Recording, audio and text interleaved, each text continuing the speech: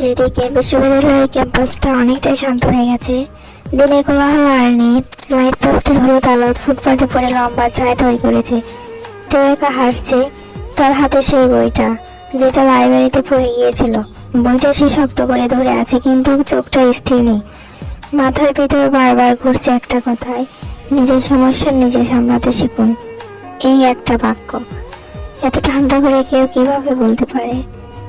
তে নিজের মনকে বোঝাতে চেষ্টা করে, কিন্তু তবুও বুকের ভেতর কেমন যেন খালি লাগছে।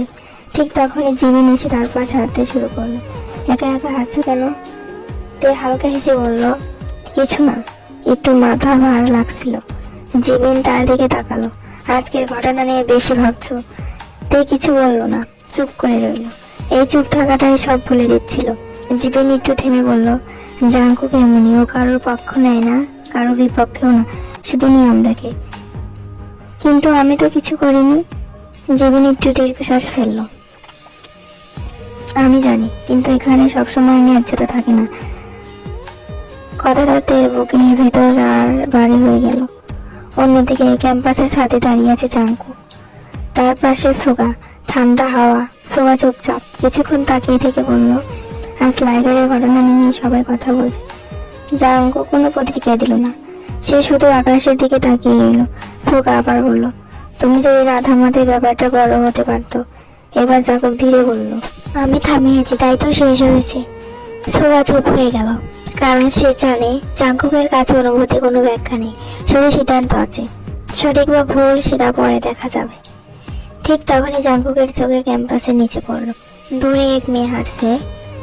তে, তার মাথা নিচু, হাতে বই, আর পাশে জিমিন। জাঙ্কুক কিছুক্ষণ তাকিয়ে রইল। সুগাস সেটা খেয়াল করলো, ও মেয়েটা কি আজকের? জাঙ্কুক তার কথা শেষ হতে দিল না। চলো। সে ঘুরে চলে যেতে লাগলো, কিন্তু অদ্ভুতভাবে তার পা একটু ধীরে হয়ে গিয়েছিল। পরের দিন সকালে ক্লাসরুমে তে বসে আছে। ক্লাস চলছে, কিন্তু তের মনে ক্লাস নেই। হঠাৎ দরজা খুললো, ভেতরে ঢুকলো একটা মেয়ে গ্রুপ। গতকালকের সেই লিডার মেয়ে আবার এসেছে। তার মুখে মিষ্টি হাসি, কিন্তু চোখে আগের মতোই তীক্ষ্ণতা। সে সরাসরি তের দিকে তাকালো, তারপর ধীরে ধীরে সামনে এসে দাঁড়ালো।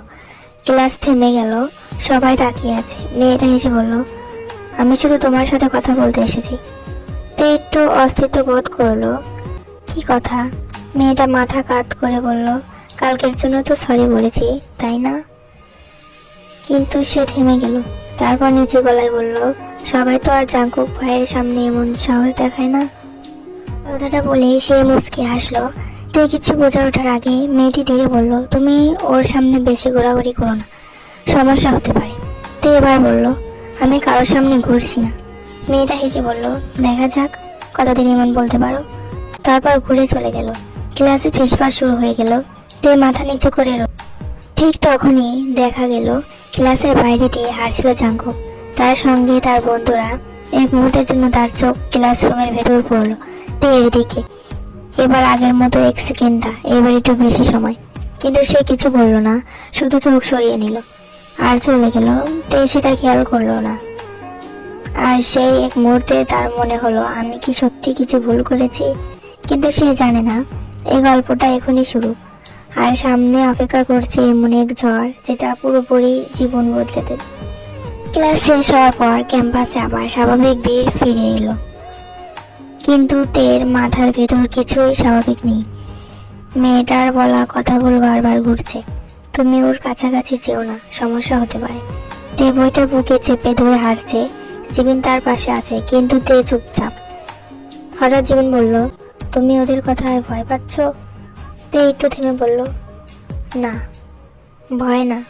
কিন্তু কেন? সবাই আমাকে এভাবে দেখে। জিমিন কিছুক্ষণ চুপ থেকে বলল, কারণ তুমি নতুন, আর নতুনদের এখানে সব সময় পরীক্ষা করা হয়। তে কিছু বলল না, কিন্তু তার মনে এক অজানা ভয়। অন্যদিকে ক্যাম্পাসের এক কোণে সেই মেয়ে গ্রুপ বসে আছে। লিডার মেয়ে ফোন বের করে বলল, সব ঠিক আছে তো? অন্যজন হাসলো, হ্যাঁ, আমরা যেমন চেয়েছিলাম তেমনই হচ্ছে। সন্ধ্যার দিকে তে লাইব্রেরিতে বসে আছে। জিমি কোনো কাজে গেছে। তে একা। হঠাৎ তার টেবিলে একটা কাগজ এসে পড়লো। তে অবাক হয়ে খুলে দেখলো ভেতরে লেখা, তুমি জাঙ্কুক ভাইয়ের কাছ থেকে দূরে থাকো, না হলে পরিণাম ভালো হবে না। তের হাত কেঁপে উঠলো, সে চারদিকে তাকালো, কেউ নেই। কে লিখেছে এটা? ঠিক তখনই পেছন থেকে একটা কণ্ঠ, তুমি বুঝতেই পারছো না তুমি কোথায় ঢুকে পড়েছো।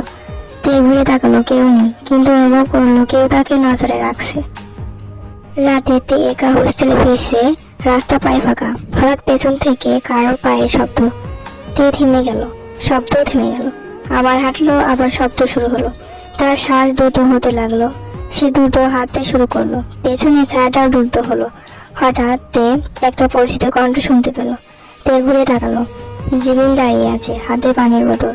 তুমি একা কেন আসছো এত রাতে? তে হঠাৎ শ্বাস ছাড়লো, চোখে পানি চলে আসার মতো অবস্থা। আমি ভয় পেয়ে গিয়েছিলাম। জিমিন কিছু বললো না, শুধু বোতলটা তার হাতে দিল। তখনই দূরে ক্যাম্পাসের গেটের কাছে দাঁড়িয়েছিল জাঙ্কুক, তার পাশে সুগা। সুগা বলল, ওই মেয়েটা আজ সারাদিন অদ্ভুত আচরণ করেছে। জাঙ্কুক চুপচাপ তাকিয়েছিল। দূরেতে আর জিমিন, তার চোখ কোনো প্রকাশ নেই, কিন্তু ভেতরে কোথাও যেন একটা অস্থিরতা তৈরি হলো। সুগা আবার বলল, তুমি কি কিছু খেয়াল করেছো? জাঙ্কুক ধীরে বলল, না, কিন্তু তার চোখ এখনো সেদিকে ছিল। আর সেই মুহূর্তে প্রথমবারের মতো জাঙ্কুকের ভেতর থেকে যেন একটা প্রশ্ন জন্ম নিল, সেটার উত্তর সে নিজেও জানে না। এই পর্বটা এখানেই শেষ হলো, আর দেখা হচ্ছে নেক্সট পর্বে। এর মধ্যে তোমরা ভালো থেকে সুস্থ থেকো, আর হ্যাঁ, একটু বেশি বেশি লাইক কমেন্ট করে দিও।